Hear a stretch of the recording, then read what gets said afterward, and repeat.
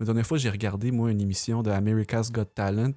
Il n'y a pas personne qui s'est présenté sur la scène en disant « Moi, je gère bien mon temps et je gère bien mes ressources. » Et je pense pas que cette personne-là aurait été propulsée à la ronde suivante. Fait que je trouve que c'est super intéressant déjà en entrée de jeu dans l'émission qu'on aille complètement en dehors des sentiers battus. La mémoire, Ouais.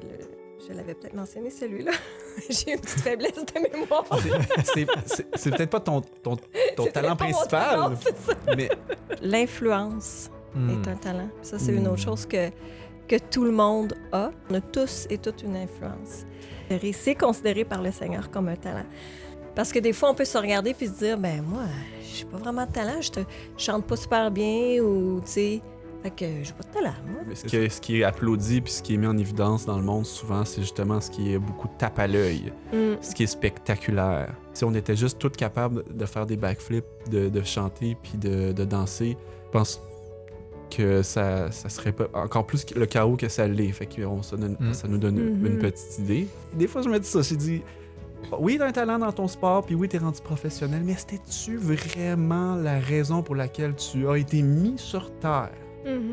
En utilisant nos talents, en se sentant utile, ben c'est là qu'il vient le bonheur, dans le service, de pouvoir mettre nos talents à son œuvre. En fait, c'est un podcast que j'ai écouté d'un monsieur qui s'appelle David Epstein, qui a écrit un livre qui s'appelle Range. Puis lui, il a fait différentes études, surtout dans le domaine des sports, pour essayer de comprendre comment certains sportifs devenaient bons. Ben, il a découvert, lui, qu'en fait, c'était l'exception à la règle.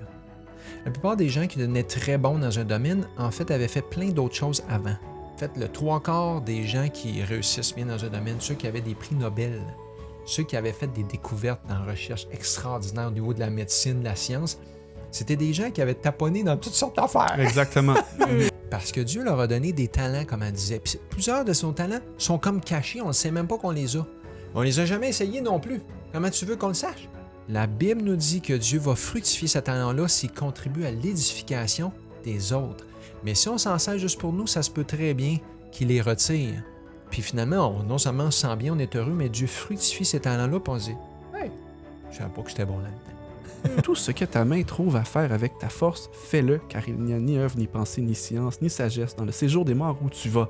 Il faut être, dans le fond, actif, là, comme tu viens de le mentionner, de pas se dire, mais moi, j'ai pas de talent là-dedans, ou c'est pas ça qui m'intéresse, donc je le ferai pas.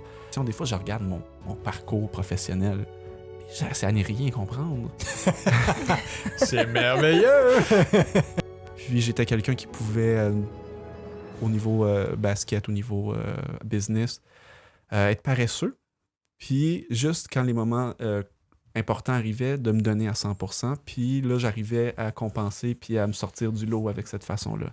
Quelqu'un qui va être discipliné va gagner sur la personne talentueuse qui n'est pas disciplinée. Ne vous amassez pas des trésors sur la terre, où la teigne et la rouille détruisent, et où les voleurs percent et dérobent.